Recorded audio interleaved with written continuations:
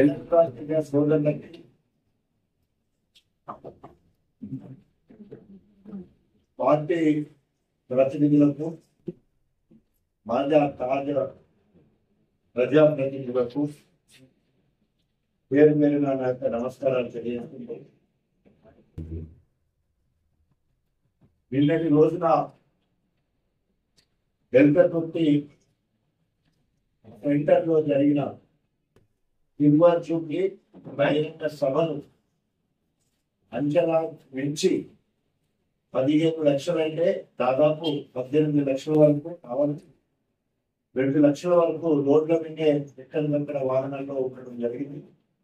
ఈ సభను దిగ్విజయం చేసినందుకు యావత్ తెలంగాణ బీఆర్ఎస్ శ్రేణులకు, తెలంగాణ ఉద్యమకారులకు, తెలంగాణ వాదులకు, తెలంగాణ అభిమానులకు, బీఆర్ఎస్ ప్రభుత్వంలో లబ్ధి పొందిన ప్రతి ఒక్కరికి హృదయపూర్వక అభినందనలు మరియు కృతజ్ఞతలు తెలియజేసుకుంటాము. అంతేకాకుండా గణపురం అతి సమీపంలో ఉన్నదని, గణపూర్ నియోజకవర్గం నుండి ఎక్కువగా రావాలని చెప్పేసి దాదాపు 25,000 మందిని అనుకుంటే 30,000 మంది వరకు రావడానికి, దానికి పల్లా రాజేశ్వర రెడ్డి గారు ఎమ్మెల్యే జెండా, అదేవిధంగా మాజీ మంత్రి వర్యులు ఎర్రబెల్లి దయాకర్రావు గారు మరి గణపురం నియోజకవర్గంలో ఉన్న నాయకులను, కార్యకర్తలను సమన్వయం చేసి గొప్పగా తరలి నియోజకానికి సహకరించిన పల్లా రాజేశ్వర రెడ్డి గారికి, మాజీ మంత్రి దయాకర్రావు గారికి హృదయపూర్వకంగా మరి కృతజ్ఞతలు స్టేషన్ పక్షాన తెలియజేసుకుంటా ఉన్నాం. మూడవది, ఎన్నడూ లేని విధంగా నియోజకవర్గంలో ఉన్న ముఖ్య నాయకులు అందరూ కూడా కలిసికట్టుగా మాజీ ప్రజాప్రతినిధులు, పార్టీ ప్రతినిధులు అందరూ కలిసి గొప్పగా సమన్వయం పెరిగి మండలాలకు పోటీ పనిచేసిన నియోజకవర్గ ముఖ్య నాయకులందరికీ హృదయపూర్వకంగా శిల్పి నమస్కారాలు తెలియజేస్తున్నాను. మూడవది, సిల్వర్ జూబ్లీ సందర్భంగా కేసీఆర్ గారు చేసిన అభివృద్ధి సంక్షేమ కార్యక్రమాలు ఎప్పటివరకు జరుగుతున్నాయి. మరియు బీజేపీ ప్రభుత్వం నుండి కానీ, కాంగ్రెస్ ప్రభుత్వం నుండి కానీ ఏపీ పనులు జరుగుతలేదనే ఉద్దేశంతో ఆయా పార్టీలకు రాజీనామా చేసి బీజేపీ నుండి, కాంగ్రెస్ పార్టీ నుండి అనేక మంది వివిధ సందర్భాలలో పార్టీలో బీఆర్ఎస్ పార్టీలో జరిగింది. వారందరినీ మరొకసారి హృదయపూర్వకంగా బీఆర్ఎస్ పార్టీలో పనిచేయాలని చెప్పేసి, వారి సేవలను వాడుకుంటామని చెప్పేసి హృదయపూర్వకంగా వారిని పార్టీలోకి ఆహ్వానిస్తా ఉన్నారు.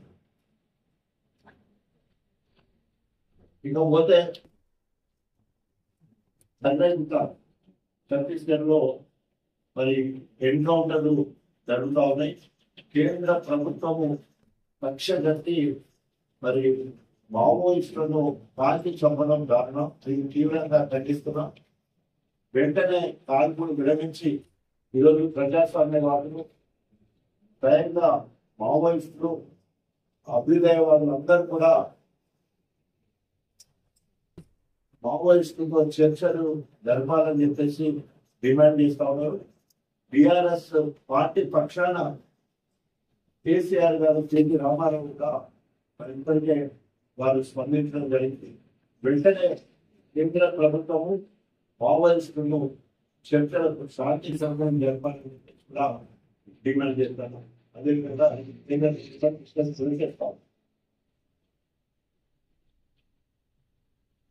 ఇంకా ప్రస్తుత రాజకీయాలకు వస్తే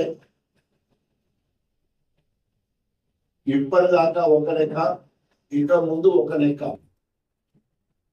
16 నెలలు పూర్తి కావస్తా ఉన్నది. 7వ తారీఖు వస్తే 17వ నెలకు ఎంటర్ అవుతా ఉన్నాడు రేవంత్ ప్రభుత్వం. రేవంత్ రెడ్డి గారు అలివిగాని హామీలిచ్చి బాండ్ పేపర్ల మీద సంతకాలు పెట్టి ప్రభుత్వము రాకముందే కంటెస్టెడ్ ఎమ్మెల్యేలు ఎవరైతే ఉన్నారో కాంగ్రెస్ పార్టీ ప్రతినిధులు ఎవరైతున్నారో వారందరి చేత బాండ్ పేపర్ సంతకం పెట్టి ఇంటింటికి పంపించడం జరిగింది. అదేవిధంగా రాహుల్ గాంధీ చేత నేను చెప్తే నమ్మరని చెప్పి రాహుల్ గాంధీ చేత రైతు డిక్లరేషన్,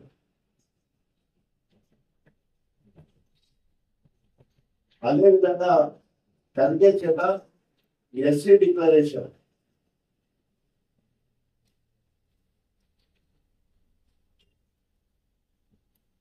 రాహుల్ గాంధీ చేత నిరుద్యోగులకు సంబంధించిన డిక్లరేషన్, ప్రియాంక గాంధీ చేత స్కూటీ చదువుకునే విద్యార్థులకు స్కూటీ ఇస్తామని, కళ్యాణ లక్ష్మి పేరుతో మరి వాళ్ళ ఇతరులకు బంగారం ఇస్తామని చెప్పేసి ప్రియాంక గాంధీ చేయడం. మొత్తము తెలంగాణలో సోనియా గాంధీ చేత కాంగ్రెస్ మేనిఫెస్టోను ప్రకటించడం జరిగింది.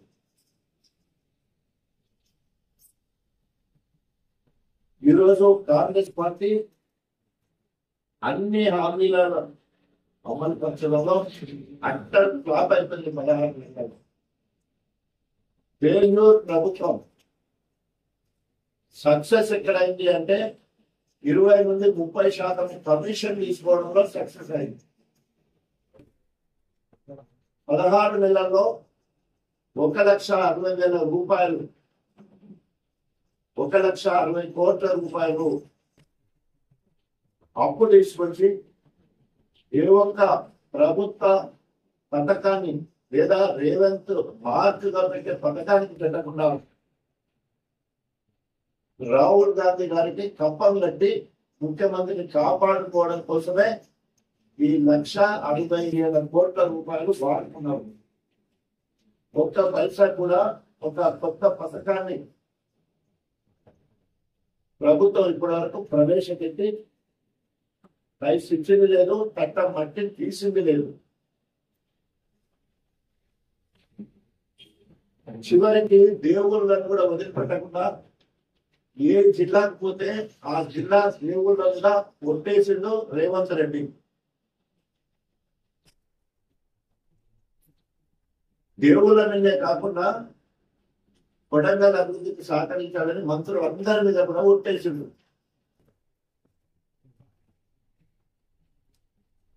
ఇది ఒట్లేసే ఒట్టి ప్రభుత్వం, ఒట్టి పోతున్న ప్రభుత్వం.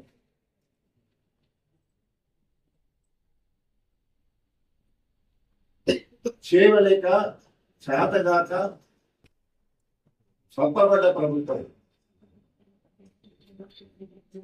మహిళలకు 2,500 ప్రతి నెల మీ అకౌంట్ లో పెట్టని చెప్పి ఎగబెట్టిన ప్రభుత్వం రేవంత్ రెడ్డి. కాలేజీ చదివే బిడ్డకు స్కూటీ ఎగబెట్టిన ప్రభుత్వం. కళ్యాణ లక్ష్మి పెళ్లి కూతురికి కులం బంగారం అని ఆశపెట్టి పెళ్లి చేసినప్పుడు మీకు కులం బంగారం వస్తుందంటే ఆ అత్త వాళ్ళు ఆశపడ్డారు. ఇవాళ కులం బంగారం తీసుకురాపో అని చెప్పేసి పంచాయతీ పెట్టే పరిస్థితి ఉన్నది. 2,000 పెన్షన్ 4,000 చేస్తుందని చెప్పేసి అలివి గాని హామీ ఇచ్చిండు.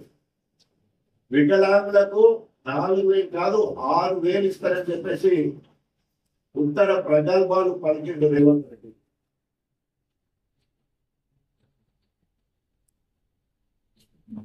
విద్యార్థుల చదువు కోసము 5 లక్షల వరకు గ్యారంటీగా లోన్ ఇస్తామని విద్యార్థులకు ఆశ పెట్టడం జరిగింది.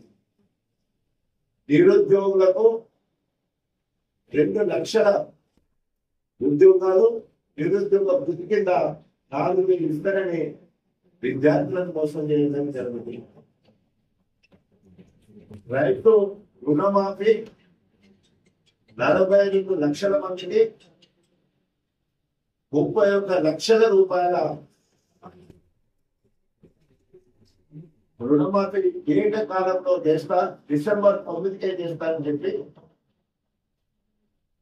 ఇప్పటికీ 15 నెలలైనా వాళ్ళు చెప్పిన దాని ప్రకారమే ఇప్పటి వరకు 21 లక్షల మందికి 19,000 కోట్ల రూపాయలు రుణమాఫీ చేస్తున్నామని చెప్పేసి తుమ్మల నాగేశ్వరరావు గారు చెప్పారు. నేను సభలో రేవంత్ రెడ్డి చెప్పడం జరిగింది.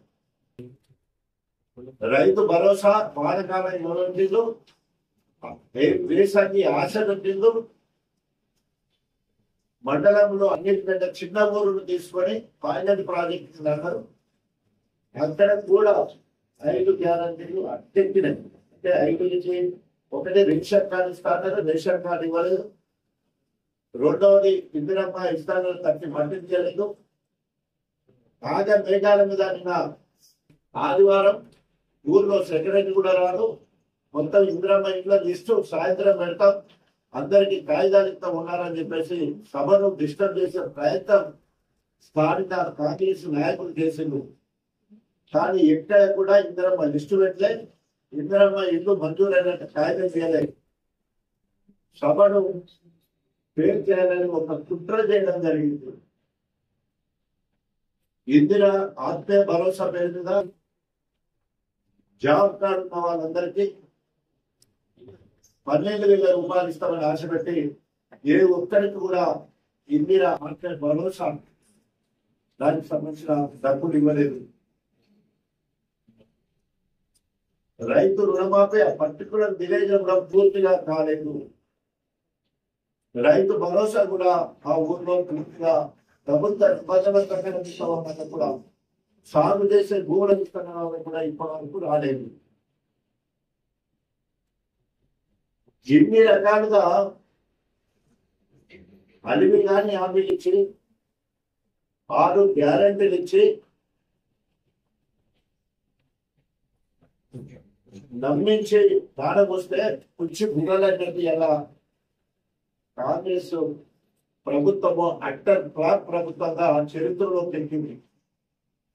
టిఆర్ఎస్ ప్రభుత్వము నెంబర్ 1 గా భారతదేశంలో ఉంటే నిన్న మొన్న వచ్చిన సర్వేలో 14వ స్థానానికి దిగజారింది.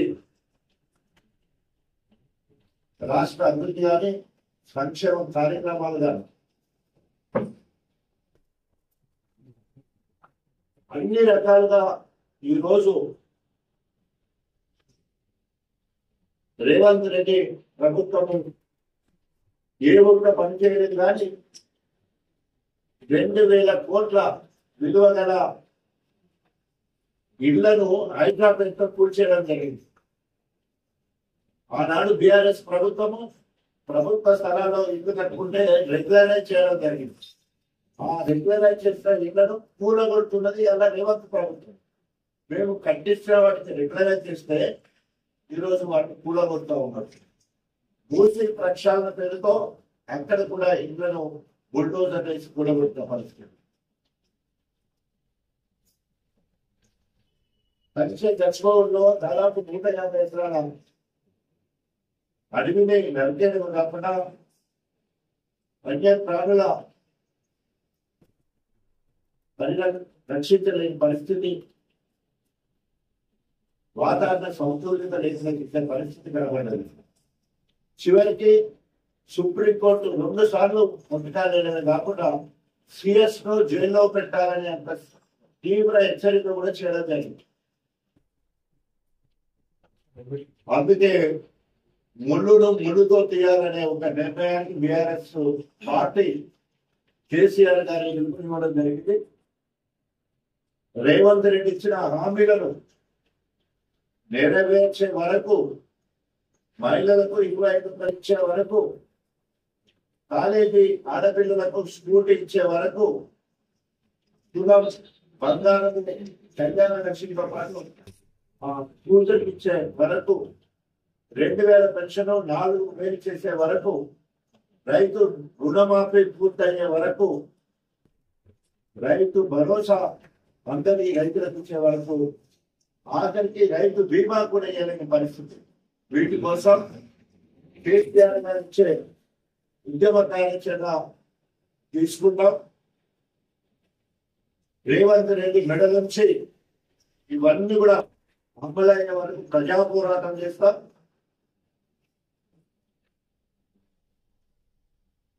ఒకవేళ నెరవేర్చకపోతే గద్దె దించే వరకు ప్రజా పోరాటం చేస్తామని చెప్పేసి హెచ్చరిస్తా ఉన్నాం. ఇకపోతే కడియం శ్రీహరి గారు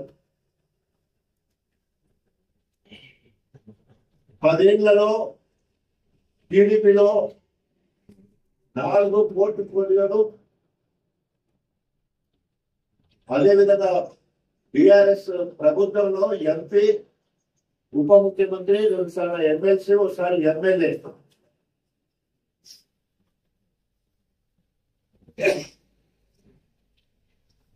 స్టేషన్ కనుక నాకు జన్మనిచ్చిన, రాజకీయ జన్మనిచ్చిన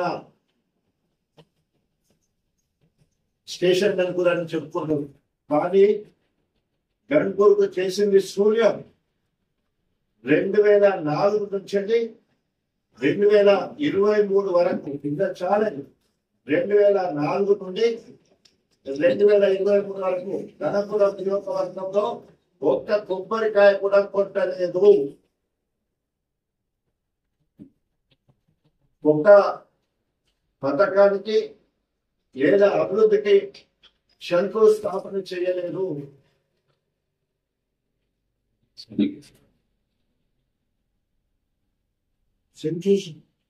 శంకుస్థాపన రాలేదు.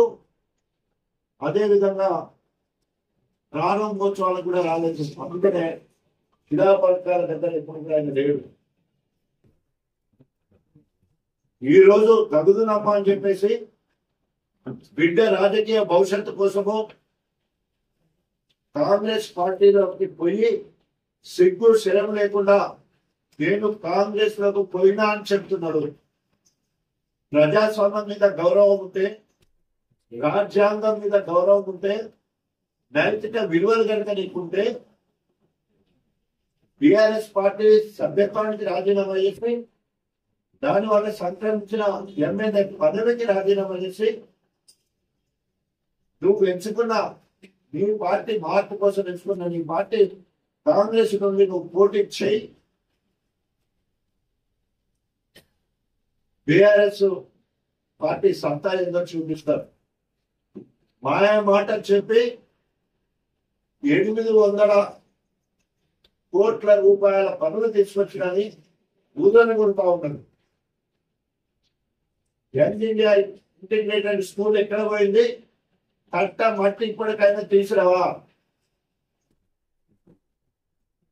ఇంటిగ్రేటెడ్ స్కూల్ దగ్గర శిలాపలకం పెట్టినవా?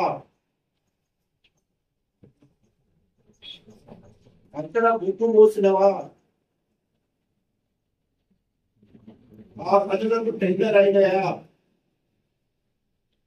గోబెల్స్ ప్రచారం చేసి మాయా మాటలు చేసి మాయా మత్స్యంగా చేస్తారంటే ఊరుకునే విషయాల్లో బీఆర్ఎస్ పార్టీ లేదు. బీఆర్ఎస్ పార్టీ సొత్తు ఎమ్మెల్యే పదవి నువ్వు గెలిచినావు. ఇప్పటికీ బీఆర్ఎస్ ఎమ్మెల్యేగా అసెంబ్లీలో నీ పేరు నువ్వు మాట్లాడుతుంటే పేరు వస్తా ఉంది. బీఆర్ఎస్ ఎమ్మెల్యే కడియం శ్రీహరి సిగ్గు శరం ఉండాలి కదా. 800 కోట్లు అని చెప్పి అంతకుముందు మంజూరైన 104 కోట్ల రూపాయల ఇరిగేషన్ పనులు ఎత్తిపోతల పథకాలు దాంట్లో పెట్టావు. అంతకుముందు ప్రపోజల్ చేసి మంజూరైన ఆర్ఎస్ పేట్ కెనాల్ సంబంధించిన లైనింగ్ దాంట్లోనే పెట్టావు.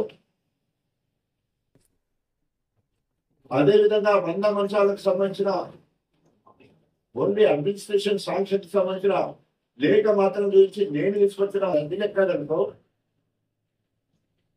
ఆది లేదు, సూని లేదు, కొడుకు పేరు సోమలింగం అన్నట్టు 3500 ఇల్లు ఇస్తారని చెప్పి ఇంటూ 5000 చొప్పున మధ్యాహ్నం లెక్క కడతావు. ఒక్క పైసలు డిగ్రీ కళాశాల స్థలం ఎక్కడో శిలాపలకి వేయలేదు, టెండర్ కాలేదు, డిగ్రీ కళాశాల తీసుకొచ్చి ఉంటావు. ఇప్పుడు మాట్లాడినప్పుడు కొంత ఉచిత జ్ఞానం ఉండాలి కదా. వేదాలను చెప్పుకుంటాం. ఈరోజు ఇలా రేవంత్ రెడ్డి పెట్టుకోవడానికి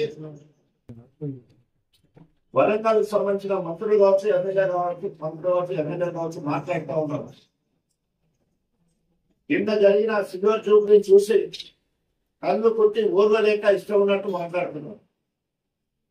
సోనియా గాంధీ తెలంగాణ ఇచ్చిందని చెప్తా ఉన్నారు. అదేవిధంగా మరి మనకు భారతదేశానికి స్వతంత్రం ఇచ్చింది బ్రిటిష్ వాళ్ళు కదా. బ్రిటిష్ వాళ్ళు భారతదేశానికి స్వతంత్రం ఇచ్చిందనగా భారతదేశ స్వతంత్ర సమరయోధులు కొట్లాడి ప్రాణత్యాగం చేసి మనం భారతదేశానికి స్వతంత్రం తెలిసిందంటారా. ఇచ్చిన యూపీఏ ప్రభుత్వం అయినా కొట్లాడింది బిఆర్ఎస్ పార్టీ. వందలాది మంది బిడ్డలు ఆత్మ బలిదానం అయిన వాళ్ళు తెలంగాణ బిడ్డలు. 1969లో తెలంగాణ ఉద్యమంలో అమరులైన వాళ్ళు తెలంగాణ బిడ్డలు. అప్పుడు కాంగ్రెస్ పొట్టన పెట్టుకున్నది, ఇప్పుడు కాంగ్రెస్ పొట్టన పెట్టుకున్నది. ఇవన్నీ మర్చిపోయి సోనియా గాంధీ ఇచ్చిందని అంటే, మీరు సోనియా గాంధీ ఇచ్చేదంటే నేను కాంగ్రెస్ పార్టీకి ఎమ్మెల్యే పదవికి రాజీనామా ఎందుకు చేశాను? డిసెంబర్ 9, 2009 సోనియా గాంధీ పుట్టినరోజు తెలంగాణ ప్రక్రియ మొదలైందంటే 10 రోజులు తిరగకుండా మళ్ళీ ఎన్నిక తీసుకోవడం వల్ల వందలాది మంది బిడ్డలు ఆత్మ బలిదానాలు చేసుకున్నారు. సోనియా గాంధీ వల్ల, కాంగ్రెస్ పార్టీ వల్ల ఇద్దరిని ఆశ పెట్టినందుకు ఆత్మ బలిదానాలు చేసుకున్నారు కాంగ్రెస్ వల్ల. ఇది తెలంగాణ ఉద్యమకారులు, తెలంగాణ వాదులు, యావత్ తెలంగాణ ప్రజలందరూ కలిసి సాధించుకున్నది తెలంగాణ రాష్ట్రం. సోనియా గాంధీ గారు దాదాపు 36 రాజకీయ పార్టీలు అన్ని కూడా ఏకగ్రీవంగా తీర్మానం ఇవ్వడం జరిగింది తెలంగాణకు అనుకూలంగా. అదేవిధంగా పార్లమెంట్ లో నిలబెట్టే అన్ని రాజకీయ పార్టీలు సపోర్ట్ చేయడం జరిగింది. ఈ రకంగా ఆర్టికల్ 3 ప్రకారం అంబేద్కర్ గారి పెట్టిన భిక్ష ద్వారా తెలంగాణ రాష్ట్రం అయితే సిగ్గు శరం లేకుండా రేవంత్ రెడ్డి మెప్పు పొందాలనే ఉద్దేశంతో కేసీఆర్ మీద అవాకులు చెవాకులు మాట్లాడుతున్నారు. మీకు దమ్ము ధైర్యం ఉంటే ఎమ్మెల్యేలందరూ ఇట్లా అలాగా కూర్చొని ఒక్కసారి స్టేట్మెంట్ ఇవ్వండి, లేదా మంత్రులందరూ ఇట్లా కూర్చొని క్యాబినెట్ మంత్రులందరూ కూర్చొని ఒక స్టేట్మెంట్ ఇవ్వండి, లేదా రేవంత్ రెడ్డి పక్కన క్యాబినెట్ మంత్రులందరూ ఒకసారి కూర్చొని ఒక స్టేట్మెంట్ ఇవ్వండి. మంత్రులకు మంత్రుల మధ్యలో సమన్వయం లేదు, ఎమ్మెల్యేలకు ఎమ్మెల్యేల మధ్యలో సమన్వయం లేదు, ఒక జిల్లాకు సంబంధించిన ఎమ్మెల్యే అందరూ కూడా ఒక దగ్గర కూర్చోలేదు. మీరా ఇవాళ బీఆర్ఎస్ కేసీఆర్ గారిని విమర్శించారు. తస్మా జాగ్రత్త. ఇప్పటికీ మీకు 16 నెలలు అయిపోయింది, ఇంకా 3 ఏళ్ల సమయం ఉన్నది. ఇచ్చిన హామీలు నెరవేర్చడానికి చిత్తశుద్ధితో పనిచేయండి, ప్రజల ఆదరణ పొందండి. ప్రజాపాలన అనే దానికి నిర్వచనం గిరిజని చూపించుకుంది. కానీ గుడ్డెద్దు చేనులో పడ్డట్టు రేవంత్ ఏం చెప్పారు తందానా అనే దానికి మీరు ప్రధాన మంత్రులు కాదు, ప్రధాన ఎమ్మెల్యేలు కాదు. తస్మాత్ జాగ్రత్త. ఇకపోతే ఈరోజు గణపురం నియోజకవర్గంలో అక్రమ అరెస్టులు జరుగుతున్నాయి. వీటికి ప్రధాన సూత్రధారి కడియం శ్రీహరి. 94 నుండి 2004 వరకు 10 సంవత్సరాలలో పోలీసుల మీద ఒత్తిడి తీసుకొచ్చి ఆనాడు ఎన్కౌంటర్ ఆజ్యం పోసింది కడియం శ్రీహరి గారు. ఎన్కౌంటర్ లా స్పెషలిస్టులను తయారు చేసేది కడియం శ్రీహరి గారు. ఆనాడు ఎన్కౌంటర్ జరిగిన పోలీసు నిర్బంధం ఆనాడు సరిచేసినాం. 2004 నుండి 2023 వరకు రెండింటి పోలీసు ఉంది. నా ప్రజలకు నేను రక్షకుడిగా ఉన్నాను. కడియం శ్రీహరి గణపురం ప్రజలకు భక్షకుడుగా, మెడరూప రాక్షసుడిగా ప్రజల మీద కక్ష పెడతా ఉన్నాడు. నా తాత్పర్య వంశస్థుల ద్వారా మా కుటుంబాలను చిచ్చు పెట్టడానికి మా వాళ్ళ రేషన్ కార్డు వాడుకొని ఆధార్ కార్డు వాడుకొని కేసులు పెట్టించే దుర్మార్గపు నీచ స్థితికి వాళ్ళ కడియం దిగజారింది. నిన్ననే కేసీఆర్ గారు మాకు హామీ ఇచ్చిండు, తప్పకుండా ఎవరెవరైతే అధికారులు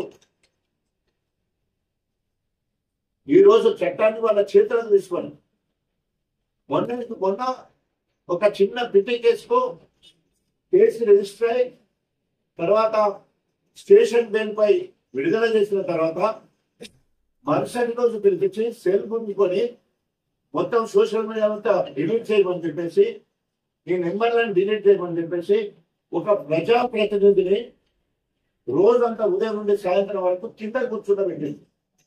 అదే రాక్షసానందం పోలీసులకు చూద్దామా, నువ్వు చట్ట పరిధిలో పనిచేయాలి తప్ప చట్టాన్ని నిరంకుశంగా నీ చేతులకు తీసుకోవద్దు. కడియన్స్ గారి మెప్పు పొందాలని చెప్పేసి ఏ పోలీసు అధికారైనా కనుక అతిగా ప్రవర్తిస్తే తస్మా జాగ్రత్త, మీ పేర్లు రిజిస్టర్ అవుతున్నాయి, తప్పకుండా రాబోయేది బీఆర్ఎస్ ప్రభుత్వమే, దానికి మూల్యం చెల్లించవలసి ఉంటుందని చెప్పేసి హెచ్చరిస్తా ఉన్నాం. ఇల్లీగల్ బడ్జెట్ అంటే అక్రమ కేసులు పెట్టినప్పుడు 10 కోట్ల రూపాయలు లీగల్ బడ్జెట్ పెట్టి పార్టీ పరంగానే సోషల్ మీడియా వారియర్స్ కానీ లేదా పార్టీ కార్యకర్తలకు నాయకులకు లీగల్ గా కష్టం వచ్చినప్పుడు ఈరోజు ఒక లీగల్ టీమ్ ఏర్పాటు చేసి వాళ్ళ ద్వారా కార్యాచరణ చేయడం జరుగుతుంది. దయచేసి బీఆర్ఎస్ శ్రేణులకు నాయకులకు కేసీఆర్ తరఫున ఒకటే మాటిస్తున్నా, మీ ప్రాణాలకు నేను అడ్డేస్తా, దీనికంటే ముందుకే అవసరమైతే జైలుకు పోవడానికి నేను సిద్ధమని చెప్పేసి కూడా అందరికి తెలియజేస్తా ఉన్నా. ఇప్పటికైనా అక్రమంగా చట్టాన్ని ఒకవేళ కనుక తప్పు చేస్తే కేసు పెట్టండి, కోర్టుకు పంపించండి. కొట్టడం కానీ తుర్చపల్లిలో రమేష్ అన్న అబ్బాయిని థర్డ్ డిగ్రీ తోటి ఉపయోగించి కొట్టడం జరిగింది. పడుకోబెట్టి కాళ్ళ మీద ఒక పోలీసు నిలబడితే మరి ఏమంటారు కర్రతోని లాఠీతోటి పట్టతోటి పట్టిన సందర్భం. ఈ రకంగా ధనపురం నియోజకవర్గంలో 2094-2000 మధ్యలో జరిగిన నిరంకుశ పాలన, అక్రమ ఎన్కౌంటర్లు ఆ రోజు ఉంటే ఈ రోజు అక్రమ నిర్బంధాలు పోలీసులు మరి మన చట్టాన్ని చేతులు తీసుకొని కడియంకి మెప్పు పొందడానికి ఈ రోజు పోలీసులు ప్రవర్తిస్తారు. తస్మా జాగ్రత్త అని చెప్పేసి హెచ్చరిస్తూ రేపు రాబోయే రోజుల్లో ఒక పక్క ఇక్కడ కడియం ఇచ్చిన హామీలు నెరవేర్చాలి, 800 కోట్ల పనులు ఏదో చూపించాలా. ఆయన చెప్పిండు 18 నెలల్లో ఇవన్నీ పూర్తి చేస్తామని చెప్పిండు. సో మా పార్టీ పరంగా గెలిచిన కడియం 800 కోట్లు తీసుకొచ్చి పనులు చేయాలని డిమాండ్ చేస్తా ఉన్నాం.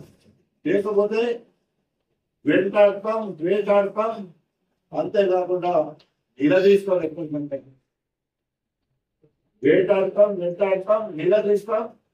పనులు చేయకపోతే బీఆర్ఎస్ శ్రేణులు ఏ ఊరికి ఆ ఊరు వీళ్ళు ఊర్లోకి రాకుండా తరలిపడతారని చెప్పేసి హెచ్చరిస్తా ఉన్నాం. జై తెలంగాణ. తస్మా జాగ్రత్త. కేసీఆర్ గారికి ఉన్న అనుభవం, కేసీఆర్ గారికి ఉన్న రాజనీతిజ్ఞం, తర్వాత జియోగ్రఫికల్ గా తెలంగాణ ఏమంటుందని మొత్తం ఎద్దులు ఒప్పులు పూర్తి పరిజ్ఞానం ఉన్న నేత కేసీఆర్ గారు. 10 సంవత్సరాలు ప్రజారోగ్యంగా పాలనించి అన్ని వర్గాల ప్రజలకు ఎంతో గొప్పగా పాలించింది. అది మనందరూ కూడా తెలుసు, మీరందరూ కూడా సాక్ష్యమే. గణపురం నియోజకవర్గం తీసుకుంటే ఒక్కటి కూడా అప్పటి వరకు డిమాండ్ అన్నింటి మనం పూర్తి చేసుకోగలం. కనెక్షన్ తీసుకోగలం, అండర్ పాస్ తీసుకోగలం, రిజర్వాయర్లు పూర్తి చేసుకోగలం. ఆన్లైన్లో టోకెన్ లాంటి కొన్ని పనులుంటే ఆ టోకెన్ బయట తీసుకోవడానికి ఈ రోజు గారు. సో తప్పకుండా రేపు రాబోయే రోజుల్లో ప్రతిపక్ష నాయకుడిగా అసెంబ్లీలోనే మరి దిగ్గు తెచ్చడానికి కేసీఆర్ గారు సిద్ధంగా ఉన్నారు. తప్పకుండా అసెంబ్లీకి వస్తారు. లేకుండా ప్రజా వ్యవస్థను ప్రశ్న పట్టించుకున్నారు. ప్రజా సమస్యలు లేకుండా అడగకుండానే అందించిన వాడు కేసీఆర్ గారు. ఆర్థిక పరిపుష్టి పెంచాలనే ఉద్దేశం ఉంది. ముద్దురాజులకు చేప పిల్లలు, గొర్రెలకు గొర్రెలు, అదేవిధంగా నిరుద్యోగులకు దాదాపు 1,60,000 ఉద్యోగాలు, తర్వాత 70,000 వరకు నోటిఫికేషన్ ఇచ్చే కార్యక్రమం, ఇంటింటికి దండ ఇచ్చే కార్యక్రమం, కళ్యాణ లక్ష్మి ఇచ్చే కార్యక్రమం, రైతు భరోసా, రైతు బీమా. ప్రజలు అడిగలే, ప్రజల అవసరాలు ఎరిగి కేసీఆర్ గారి మధ్య అది ఊహించి అందరి రెప్పు బదులుగా ప్రజారంగ పాలన చేసిండు. 200 పెన్షన్ 2,000 చేయడం జరిగింది. సో ఆ రకంగా ప్రజారంగ పాలన చేసిండు. ప్రజాస్వామ్యబద్ధంగా సమస్య లేని పాలన చేసింది కాబట్టి ఆనాడు గొప్పగా మరి దీవాన్ని. ఇప్పుడు 16 నెలల్లో ప్రజాపాలన ఎంత భ్రష్టు పట్టిందో ఈ రోజు ఒక్కసారి సోషల్ మీడియా మీరందరూ చూస్తే ఆ భ్రష్టు ఎంతగా పట్టింది, ఎక్కడ తిరుగుతున్నారో కూడా మీరు అందరూ చూస్తున్నారు. తప్పకుండా